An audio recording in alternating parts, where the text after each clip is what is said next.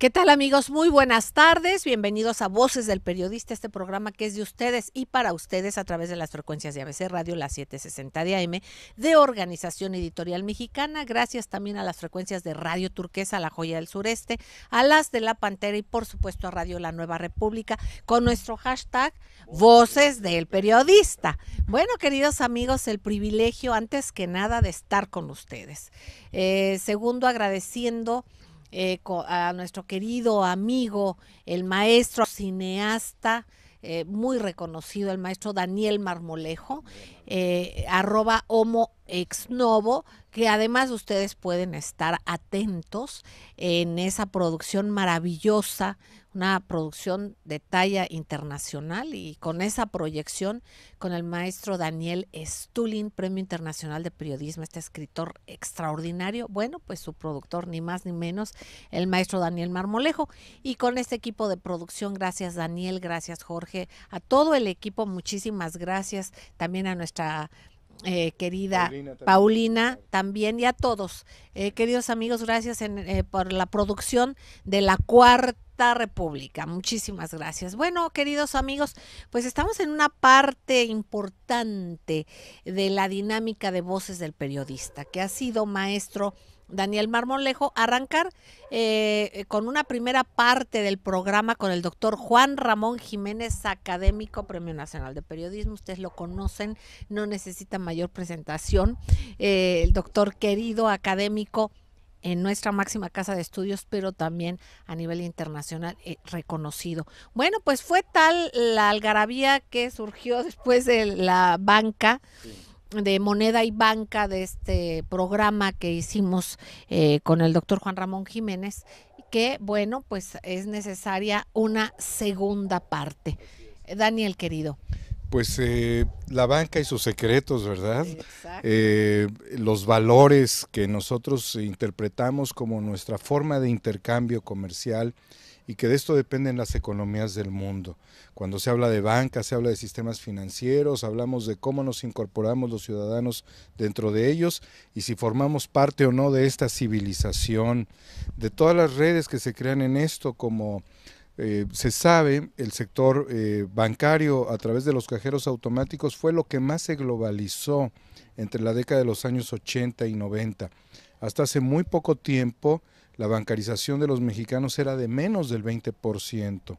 Sin embargo, ahora sabemos que las tarjetas de crédito cubren un amplísimo espectro y que gracias también a los sistemas de transferencia es que los mexicanos en Estados Unidos envían las divisas a México, que son tan importantes en las comunidades, Celeste. Exactamente, maestro Daniel Marmolejo. Pues fíjense, escuchar al doctor Juan Ramón Jiménez, que se va, como él mismo lo dice, a la minería de datos. Él se va hasta el fondo. Y en este contexto hablamos de valores tangibles, pero hay una falta de valores intangibles detrás de todo esto, que bueno, es interesantísimo conocer precisamente el estatus de ese, cómo manejan los valores físicos, ¿no? Sí. Entonces, siempre interesante, y agradeciéndote tanto, doctor Juan Ramón Jiménez, gracias por estar aquí. Y bueno, ¿qué nos compartes en este segundo programa de La Moneda y la Banca? Pues Celeste, iniciando como siempre, agradeciéndote estar en este paraíso que es pues Temisco, ¿verdad? Es un paraíso. Y le da a uno ideas y le da a uno profundidad en los temas.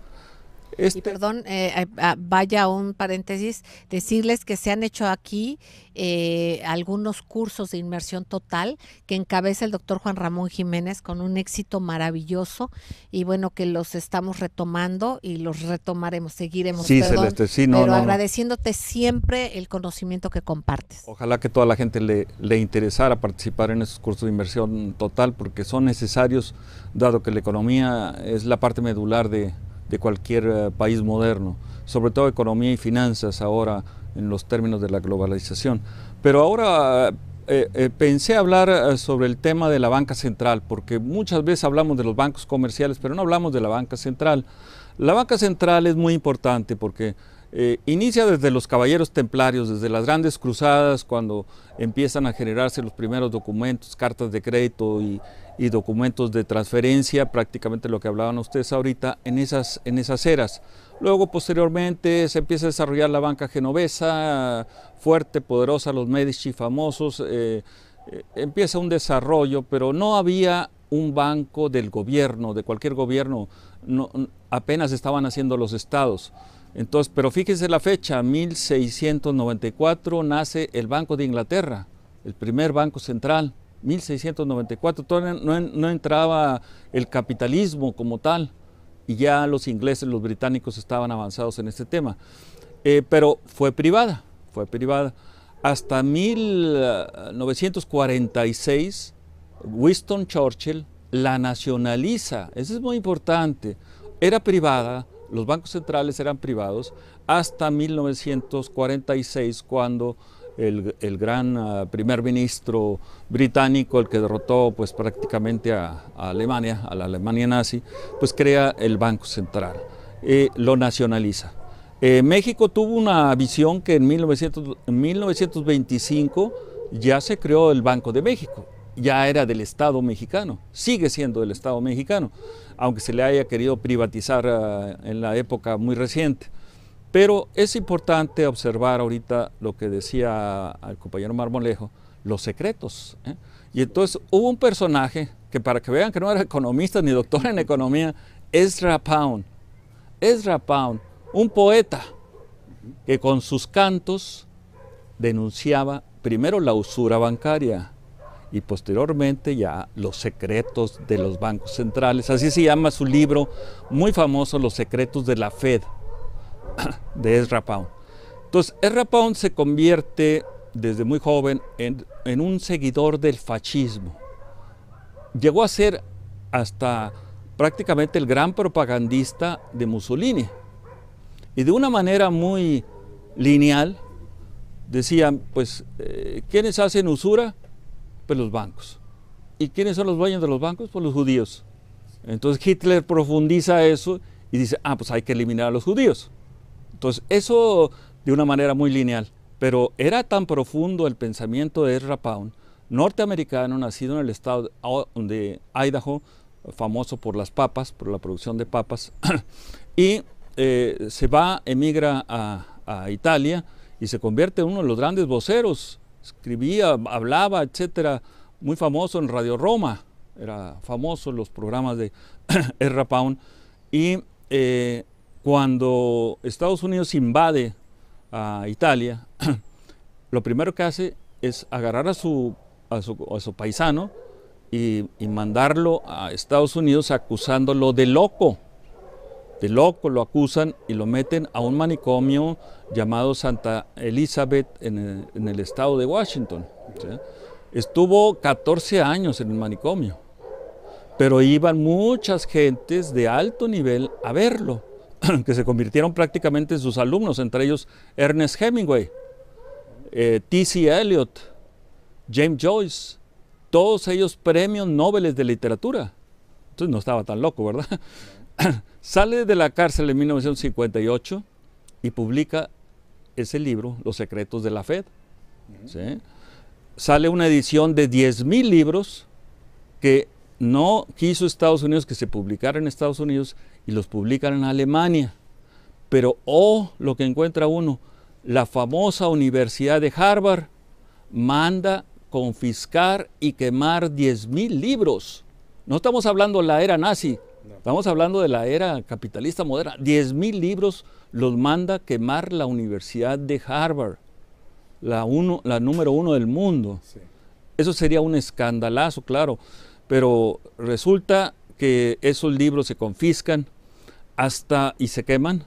Hasta 1968, en el movimiento estudiantil del 68, en la Universidad de Berkeley, en California, sale una edición por la Escuela de Economía. La Escuela de Economía saca una segunda edición de Los secretos de la Fed, pero estábamos en 1968, viene el FBI y confisca los libros de nuevo.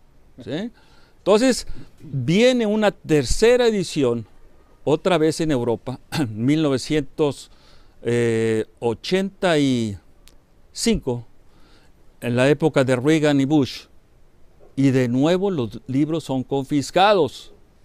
Hasta 1988, prácticamente, ya en la época de la globalización, se deja que esos libros se publiquen. ¿Y saben dónde fue en México publicado? En San Miguel de Allende, por los jubilados que venían de Estados Unidos.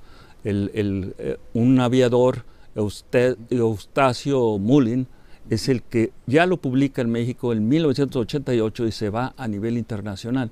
Los secretos de la Fed, se los recomendamos. En las redes están, ya hay esta versión en español, para analizar profundamente cómo un poeta, no estaba loco, hace un profundo análisis de la Fed. La Fed se consolida, se promulga en 1913 con este presidente Wilson, Woodrow Wilson, que fue el asesino intelectual de Venustiano Carranza y de Francisco Villa. O sea, eso también que nos quede ahí. O sea, en 1913 se promulga la Fed en los Estados Unidos. En la isla de Jekyll, famoso por ese libro de literatura prácticamente. Pero, ¿quiénes fueron los fundadores de la Fed en los Estados Unidos? Es lo que sacaba Ezra Pound.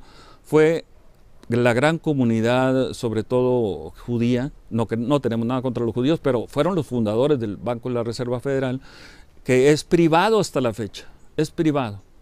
Genera usura al mismo pueblo norteamericano y genera señoriaje, que quiere decir, es un término de tributo al dólar. Todos los países que tienen reserva en dólares pagan tributo al dólar. El gobierno de México paga, independientemente de cualquiera que sea su gobierno, 30,000 millones de dólares de tributo al dólar. Queridos amigos, con esta información y esta historia del origen de lo que está moviendo al mundo, vamos a ir un corte y enseguida regresamos. Gracias. Gracias, queridos amigos, gracias por seguir con nosotros en ABC Radio, las 760 AM de Organización Editorial Mexicana, en Grupo Radio Turquesa, las frecuencias de la Pantera, Radio La Nueva República, nuestro hashtag Voces del Periodista, nuestro canal de YouTube del Club de Periodistas de México AC. Se va usted a donde dice Voces del Periodista Radio y allí nos encuentra.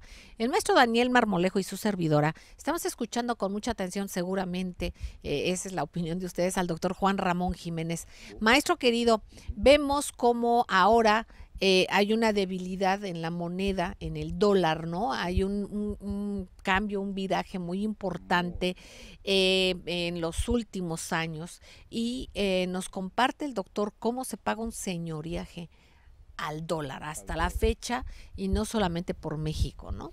Desde el Concilio de Trento, los jesuitas decían que el dinero no debía de concentrarse en las manos de la gente, sino que ellos deberían de hacer la gran concentración, porque yo creo que veían la permisividad que esto generaría para la humanidad.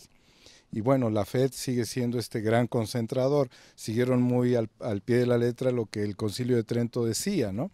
Pero lo que tú comentas, Celeste, estamos viendo una transición de la economía y vamos hacia las criptodivisas y vamos hacia un fenómeno de virtualización donde pareciera que hay una lucha contra los bancos centrales en este intento de autocracia económica, doctor, sin menospreciar todavía el valor y la fuerza y la importancia que tienen estos controles de la banca central. Es muy cierto, pero antes yo quisiera consolidar el tema, no te respondo en este momento para darle continuidad. El señoriaje es un tributo, pero un tributo feudal.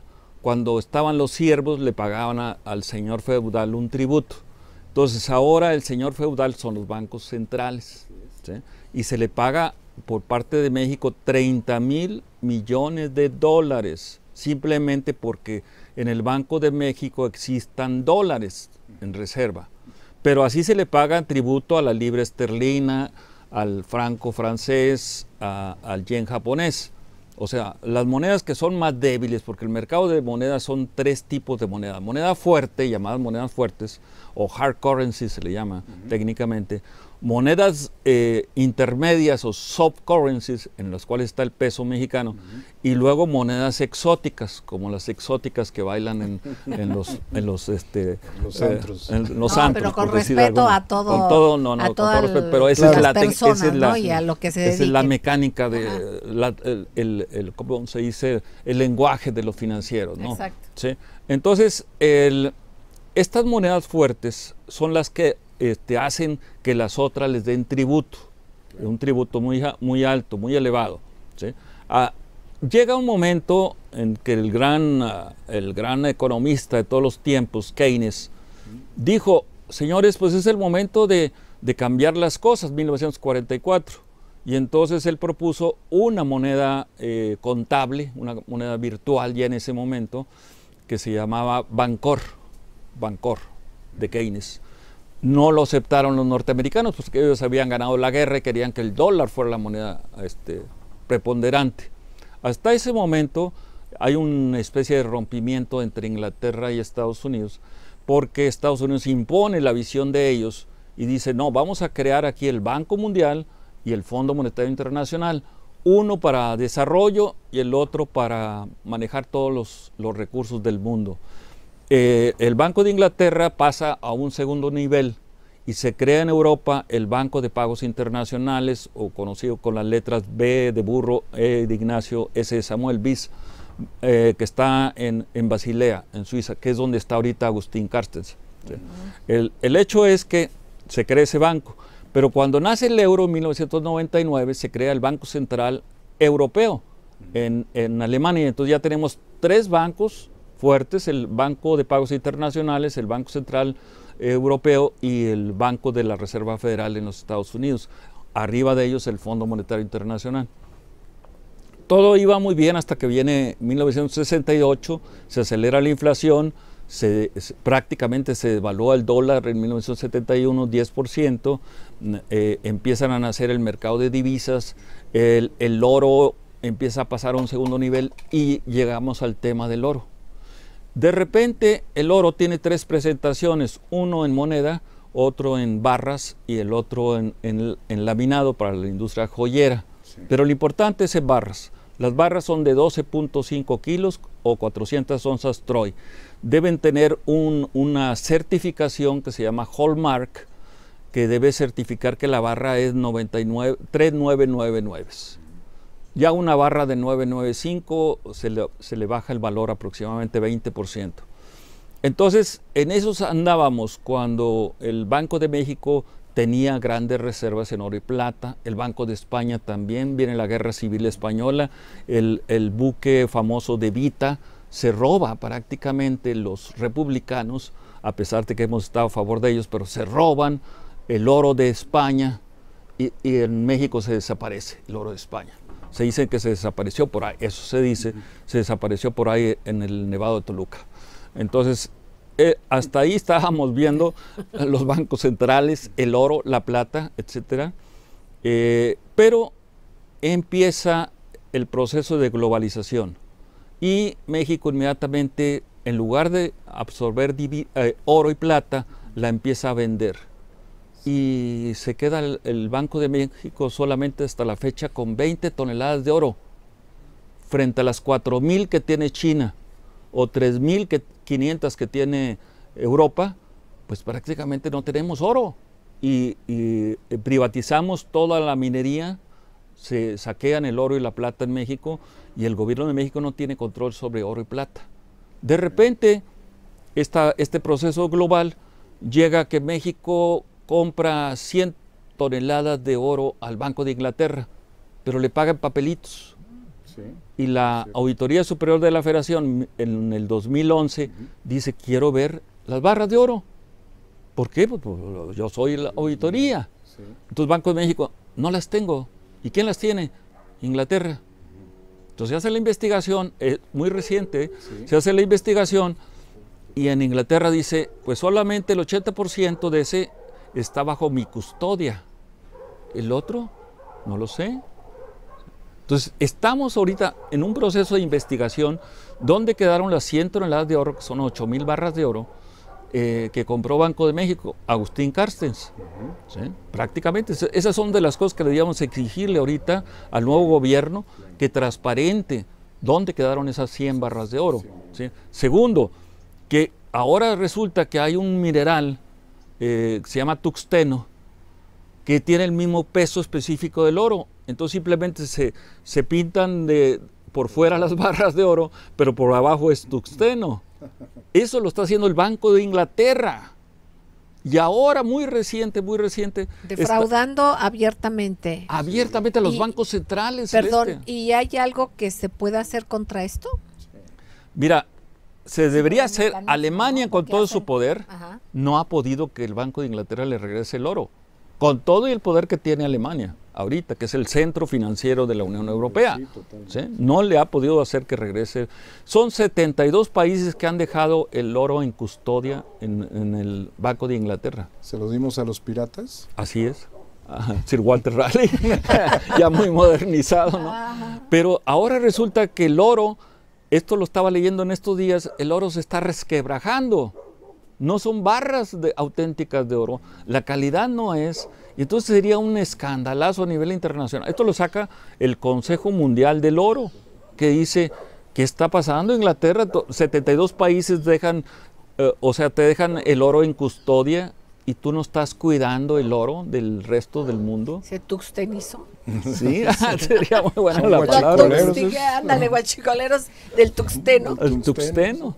¿Sí? Entonces, ¿qué es lo que está pasando primero a nivel global? ¿Y qué es lo que está pasando en nuestro país? Que no pedimos rendición de nuestro dinero prácticamente. ¿Sí? Hubo una amiga mía, Lynn Amos, con Y y doble N, que vino a investigar el movimiento de los metales preciosos en México y se metió a la contabilidad fuerte del Banco de México, que son errores y omisiones. En errores y omisiones se mete todo, desde el narco, tráfico de armas, tráfico de personas, etcétera, etcétera. Lo que encontró ella la asustó y dijo, me voy de México porque me van a matar. Y se regresa a Washington, donde vivía, y resulta que a los 15 días resultó que fue quemada viva. Cuando ella no fumaba ni no tomaba nada, prácticamente dijeron que se emborrachó y que quedó ahí. Tuve yo la osadía de ir a la policía de Washington a pedir el expediente. Pues casi me meten a mí a la cárcel, porque dijeron, un profesor de la UNAM que anda haciendo acá y que anda investigando algo que no le corresponde a México. Claro, ella encontró lavado de dinero entre Banco de México y la Tesorería de los Estados Unidos, entre Guillermo Ortiz, que estaba al frente de Banco de México, y Robert Rubin, que ahora es alto funcionario de Goldman Sachs. Entonces, ¿en qué estamos? En un crimen financiero de gran escala, verdaderamente de gran escala, que tenemos que denunciarlo, que decirlo, y luego hacer investigaciones profundas sobre eso, porque México es una economía avanzada y no puede soportar este tipo de fraudes verdaderamente monstruosos que nos están dejando. El peso mexicano, una corrida contra el peso mexicano, no tiene respaldo, absolutamente no hay respaldo. ¿Qué hacemos frente a una corrida financiera del peso mexicano? Bueno, queridos amigos, estamos tocando hilos fundamentales para entender y darnos cuenta que mucho tiempo pensamos que las cosas estaban en las manos correctas, que nuestros recursos y pues lo que depende mucho de nuestras instituciones que deben de resguardar todo esto, pues dependen de otras entidades pues que pueden tener un señalamiento tan serio como esto y que se debe de investigar. Así es que vamos a ir a un corte y con este tema regresamos. Gracias. Gracias, queridos amigos. Seguimos en Voces del Periodista en ABC Radio, Grupo Radio Turquesa, Frecuencias de la Pantera, Radio La Nueva República, con nuestro hashtag Voces del Periodista. Maestro Daniel Marmolejo, el doctor Juan Ramón Jiménez, con el tema de moneda y banco, segunda parte. Y bueno, vamos a ir viendo que nosotros entendemos, muchos de nosotros, queridos amigos, pensamos nada más en moneda como una moneda física, entendemos la parte del intercambio de bienes de una manera pues más elemental, al menos la mayoría de nosotros. Y nos vamos dando cuenta toda la bola de circunstancias, toda la cantidad de acepciones que hay y los manejos. Precisamente, maestro Daniel Marmolejo, en el corte compartías algo con el doctor Juan Ramón Jiménez. Pues hay una virtualización y parte yo creo que de esta desaparición del efectivo tiene que ver con las tarjetas de crédito, principalmente, pues que hablábamos en un principio que crecen y crecen y crecen y la gente las demanda y compromete mucho la economía de las personas al grado de que pareciera que van a deglutir no solamente el trabajo, sino la herencia patrimonial en el endeudamiento, doctor. En esto que hago como una breve reflexión que pareciera una teología sin Dios. Pues es el Dios dinero y el Dios dinero está mutando. De ser muy visible ahora, como decía Celeste, ahora se está haciendo invisible. Pero el punto ahí del que acabas de tocar es importante porque la inflación es la función principal, el control de la inflación, el control principal del Banco Central. Y si hay un elemento de las tarjetas de crédito que los bancos no están tocando y que la sociedad debe entender para obligar a los bancos centrales, no de los comerciales, los bancos centrales. Entonces la tarjeta de crédito es un término muy, muy concreto que se llama MI bis o M1 bis. O sea, el M es el flujo de efectivo. O sea, el Banco de México agarra el flujo de efectivo y es como mide la inflación. Pero el 1 bis sería el dinero plástico. Si hay 80 millones de plásticos en el país, significa que tienes potencialmente una inflación galopante. ¿Por qué? Porque tú ves que está la crisis, no hay efectivo, pero hay tarjetas, ¿sí? Y el problema de las tarjetas, decíamos en el programa anterior, la usura bancaria, entre las tasas de interés pasivas y las tasas de interés activas. Entonces, el M1 bis es el más importante para determinar la verdadera inflación que hay en el país. Y la inflación hace que venga la devaluación. A medida que mayor inflación, más se devalúa el peso. Entonces la gente dice, pero si hay control de la inflación está en 4, 5 o 6%. Sí, pero las tarjetas de crédito, ¿cuánto traen de inflación inherente? O sea, trae un 80, 90% de inflación. Entonces, por eso el peso se está devaluando, la moneda se devalúa, no solamente la nuestra, a nivel internacional. ¿Sí? O sea, lo que estamos viendo a nivel internacional es la devaluación de todas las monedas, no solamente del peso mexicano. ¿Puedo hacer un paréntesis, doctor? Sí, claro. Por eso es que la economía en Argentina terminó por dispararse casi de manera brutal y en un tiempo tan acelerado. Argentina es un caso, Brasil ha sido otro, el efecto samba y el efecto vodka y el efecto tantas cosas, y Celeste. Perdón, y nada más subrayar que estos efectos vodka y samba pues también tienen otros apellidos detrás, como es Macri, Bolsonaro, sí, o sea, no es coincidencia. No, claro. Entonces es importante subrayarlo, porque luego parece que son como efectos, que son como la ley de la gravedad, que tienen que ser, porque no hay de otra, no. Son movimientos que son inducidos, obviamente, y que hay intereses que nada tienen que ver con el interés común. Sí, es tan rica la Argentina, es tan rico Brasil y es tan rico México, y tú dices, continuas devaluaciones. ¿Sí? Ahora, nosotros, ¿cuál sería la propuesta? Porque Celeste siempre quiere que hagamos propuestas. Bien. Entonces, retornar al patrón oro-plata. El patrón oro-plata, desde los orígenes de México, era una relación que había entre la plata y el oro. Era una relación de 16 a 1. 16 onzas troy de plata equivalían a una onza troy de oro. ¿Sí? Cuando en 1944 vinieron los tratados de Bretton Woods, el gobierno de Estados Unidos obligó al gobierno de México a que abandonara el patrón oro-plata. Andábamos en una paridad de 5.2 aproximadamente en 1944. Si ahorita utilizamos lo que vale la onza troy de oro y la onza troy de plata y sacamos una simple relación, ahorita el peso mexicano debería de valer 5.50. ¿Sí? O sea, si no hubiéramos abandonado el oro plata. Claro. ¿Sí? perdimos aproximadamente, que será un 1700% de poder adquisitivo de la moneda en México, simplemente por haber abandonado oro y plata. Claro. ¿Qué hizo el gobierno en aquel entonces? ¿No? El gobierno de Estados Unidos le dijo al gobierno de México, te condono el 50% de la deuda. Te permito que vaya 1 millón de trabajadores migrantes a los Estados Unidos.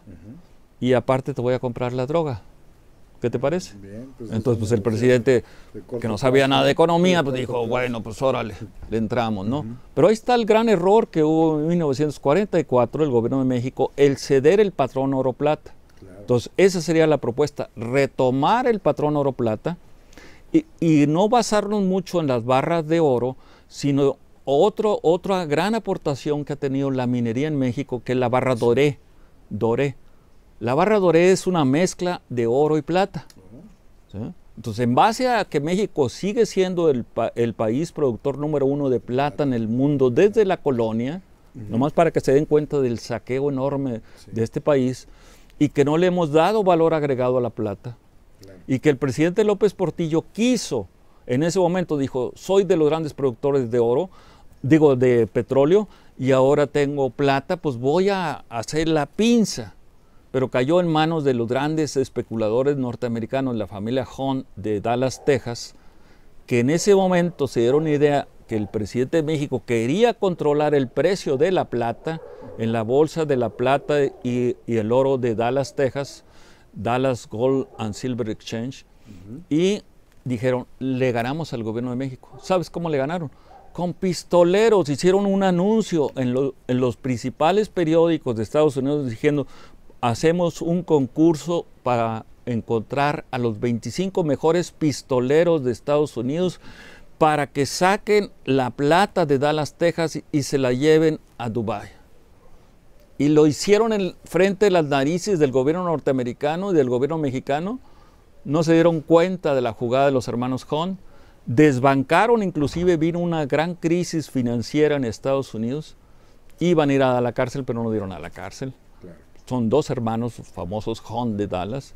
Y imagínate las historias que tenemos en México, increíbles. Es la historia económica y financiera que hemos olvidado en este país, como para decir, es el momento de retomar el poder de la plata que tenemos. Todavía somos los principales productores de plata en el mundo y aproximadamente somos como el 5º productor de oro, aunque legalmente somos el 10º. ¿Sí? Y además que no se nos olvide, ya que estamos con esta recapitulación histórica, pues que recientemente, en años recientes, se ha saqueado a México, más que en toda la época de la colonia, y hablando de los minerales, ¿no? Oro y plata, precisamente en la parte de la docena trágica, como ya se le conoce, sin quitar la parte que tiene el pasado sexenio. Pero en esta apertura total de esta docena trágica del panismo, de Fox a Calderón, se depredó más que en toda la colonia. Y posteriormente, bueno, en el sexenio pasado también de priista, mucho más. Pero, digamos, ahí se hizo una sistematización del saqueo de una manera con absolutamente 0 candados, ni simulación, ninguna cuestión, por mínima que fuera, de una regulación, ¿no? Así es, inclusive por eso se le acusa, y no es por nada, pero se le acusa a Carlos Salinas de ser causante de todos estos desastres. Él fue el que desincorporó las reservas mineras y las entregaron a agentes extranjeras, o principalmente a Canadá. ¿Por qué Canadá? Porque está la bolsa minera más corrupta del mundo, la de Vancouver, Canadá, y ahí es donde se negocian oro y plata, precisamente. Pero siguiendo con esta temática que está tocando Celeste, muy importante, las grandes mineras canadienses son culpables también de lo que está sucediendo en el país. O sea, están depredando el medio ambiente con la minería a cielo abierto, están acabando por confrontar a las mineras con las poblaciones indígenas prácticamente. Están matando a nuestros líderes indígenas. Betty Cariño acababa de regresar de hacer la denuncia en el Parlamento canadiense cuando de repente fue asesinada en Oaxaca. Entonces hay muchos antecedentes de que el gobierno de México tiene que retomar el camino que le marca la Constitución. Simplemente el 27 Constitucional nos dice que es la soberanía del pueblo sobre el agua, los minerales y el petróleo. Entonces lo que nos falta es un tema de constitucionalidad, es decir, que regresen esas cosas a el poder que está escrito en la Carta Magna. Inglaterra, por ejemplo, tiene 800 años de haber festejado la existencia de la Carta Magna. Nosotros tenemos apenas 100, sí. Y veamos cómo estamos tanto Inglaterra como nosotros, ¿no? Exactamente. ¿Sí? Y también otro paréntesis, queridos amigos, precisamente estas mineras canadienses y todos estos grupos pues hacen lo que van, ellos van por su dinero. Aquí lo que hay que ver es cómo se les fue permitiendo todo esto en los regímenes anteriores. En todo esto, que es lo que hay que recuperar por México, que no es nada fácil, y sin embargo también darnos cuenta y percatarnos cómo se va vulnerando y se van permeando en las regiones más vulnerables del país para después manipularlas, y cómo utilizan a ONGs para hacer creer que son problemas sociales, y lo que están haciendo es inoculando violencia y precisamente fortaleciendo disidencias a partir de mismos preceptos que ellos mismos crean. Entonces hay que estar muy alerta, siempre lo decimos en este programa, de lo que es evidente, pero también de algunos movimientos que tienen una cara bonita, pero que detrás de ellos hay el financiamiento precisamente para poder seguir depredando a México. Vamos a un corte y enseguida regresamos. Gracias. Gracias, queridos amigos, gracias por seguir en Voces del Periodista. Estamos escuchando al doctor Juan Ramón Jiménez, maestro Daniel Marmolejo, aquí en ABC Radio, la 760 de AM, Grupo Radio Turquesa, Frecuencias de la Pantera, Radio La Nueva República y por supuesto nuestro canal de YouTube del Club de Periodistas de México, AC. Maestro querido, en las diferentes maneras de lo que es la moneda y la banca, y también en esto que tú mencionabas, lo que es la criptomoneda.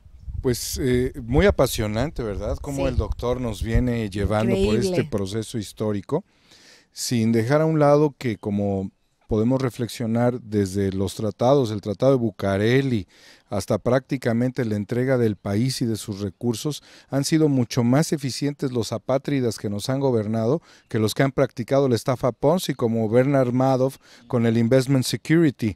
Son más ratas estos que teníamos. Doctor, vamos hacia un tránsito, hacia algo que pues ya no es ni siquiera una tarjeta, sino es un encadenamiento encriptado que se llama divisa, criptodivisa.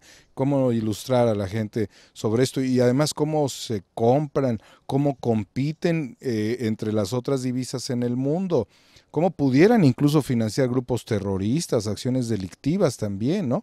¿Cómo pudiesen trasladar recursos, fondearse? Y sin no tener tener el seguimiento, digamos. En el seguimiento, sí. Pues fíjate que es muy importante la pregunta, porque eso es la nueva, como dicen los jóvenes, la nueva onda en los sectores bancario financiero, la criptomoneda.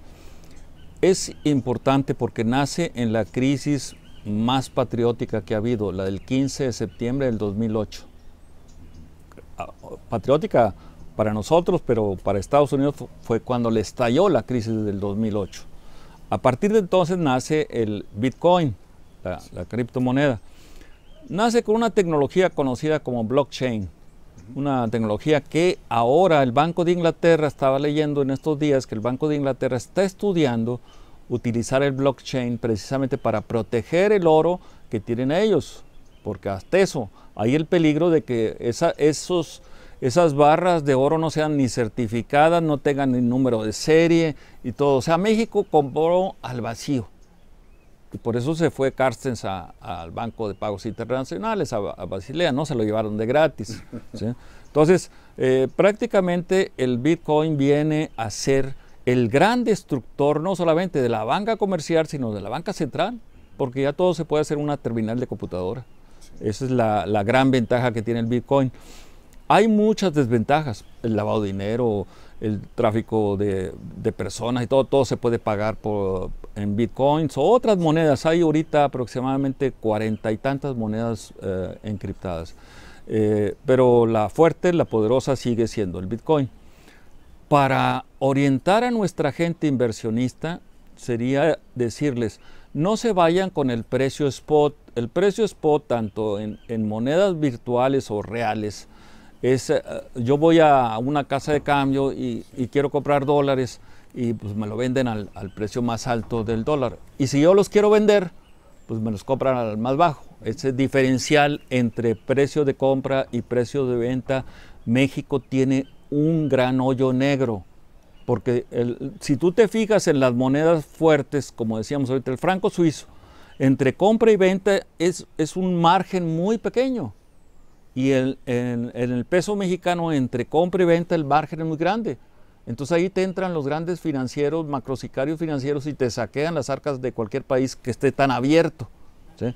Entonces, perdón, es la misma metodología, yo sé que es otra cosa, pero hablar la misma metodología que pasa con el costo del dinero, lo que hacen los bancos, ¿no? Exactamente. Lo que es lo que tú das, tiene un costo mucho menor si tú prestas o si te prestan. Así es, le llaman técnicamente spread, el diferencial entre compra y venta. El spread en México es muy grande y eso te permite el saqueo de las arcas de México. Entonces tenemos que cerrar el spread. Entonces, pero eso es en el mercado spot, se llama, el mercado de 48 horas. Yo voy y compro oro, o compro plata, o compro lo que tú quieras, y eso es mercado spot.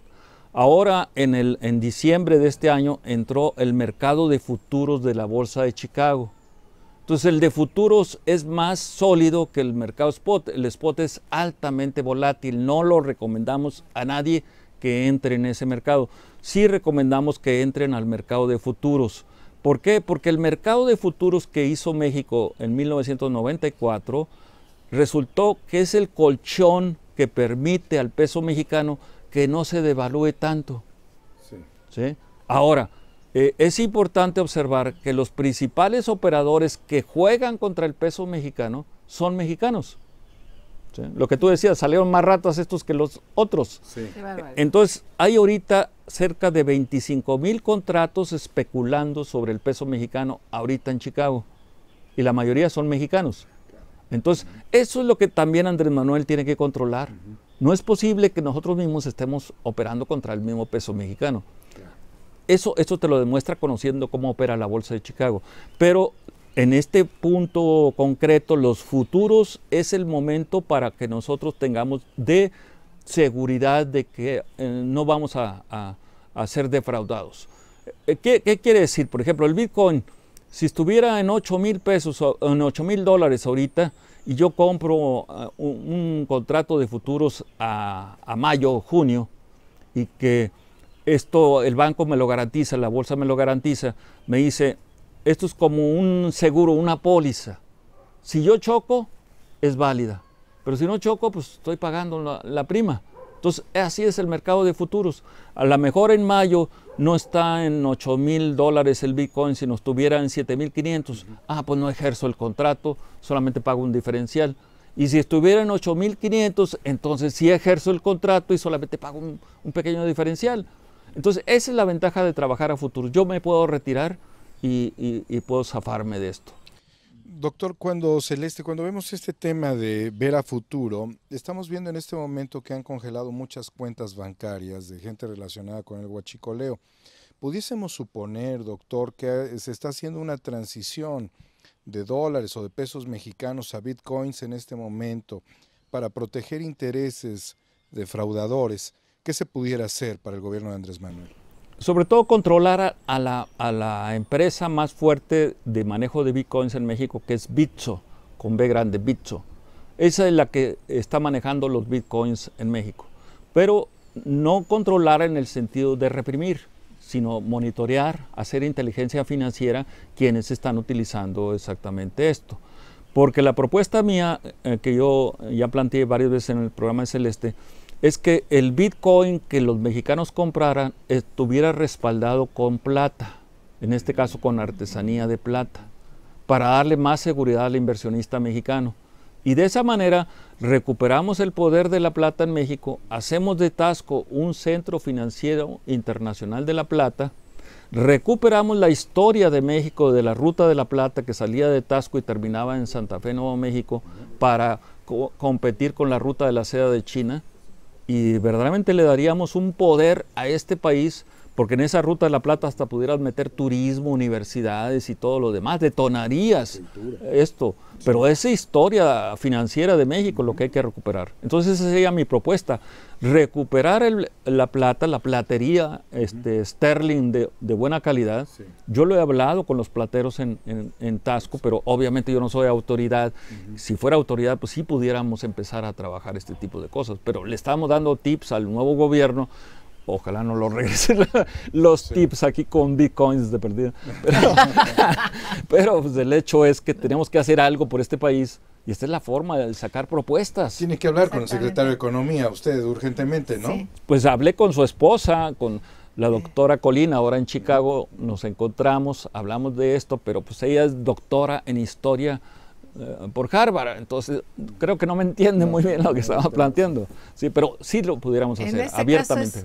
Es muy importante la palabra que acabas de mencionar hace un rato, doctor, maestro Marmolejo, que es precisamente la cultura. Y estábamos recordando, simplemente para recapitular y cerrar en este tenor, este amor por México. Hemos platicado desde hace muchos años esto que planteó como una solución a favor de los Estados Unidos Richard Lansing, ¿no?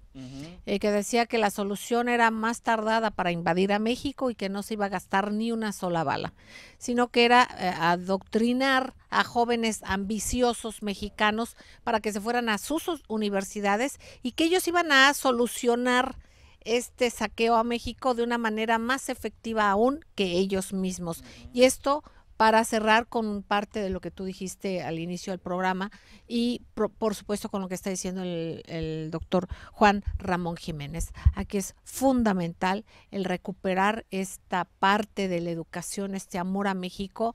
Hay una visión ya mucho más abierta a base de dolor y de experiencia del pueblo de México que le decidió en no ver para nada toda la serie de mentiras, transitar por un lodazal de mentiras que pretendían dominar nuestra mente precisamente para seguir depredando nuestro país. Así es que por esto yo creo que es bien importante irnos con esta reflexión, ¿no? Esta parte nuestra y que lo fundamental está aquí y está aquí. Está dentro de nosotros mismos. Somos el objetivo fundamental y hay que conocer de estos temas como tan amplia y excelentemente bien nos lo explica el doctor Juan Ramón Jiménez. Maestro, antes de irnos. Del arte numismático al blockchain, México está obligado a hacer un tránsito en materia económica. Sabemos de este tema de la plata, yo creo que es urgente aplicarlo. Exactamente, y además está tomando en cuenta el plus de la mano de obra. Entonces aquí se está contemplando no solamente el valor, el peso específico de algo, sino el plus que le da la mano de obra, en este caso mexicano. Entonces se le da un plus también a esta parte de cultura, esta parte del valor humano por encima de muchas cosas. Es el valor, el plus. Doctor, ¿con qué frase nos dejas para reflexionar? Pues frase, no, me quitaste esa del corazón y el cerebro por México. Pero es importante este planteamiento, recuperar la historia económica y financiera de este país. La ruta de la plata es esencial recuperarla. Queridos amigos, pues aquí en esta mesa se han puesto los maestros puntos muy importantes. Les queremos entrañablemente. Les recomendamos que sigan en estas frecuencias porque aquí se escucha plural, se escucha diverso y de eso es de lo que se trata. Gracias, doctor Juan Ramón, gracias, Daniel Marmolejo, a ustedes, Celeste, queridos amigos, un beso tronadísimo, les quiero con todo mi corazón y nos vemos en esta próxima. Gracias.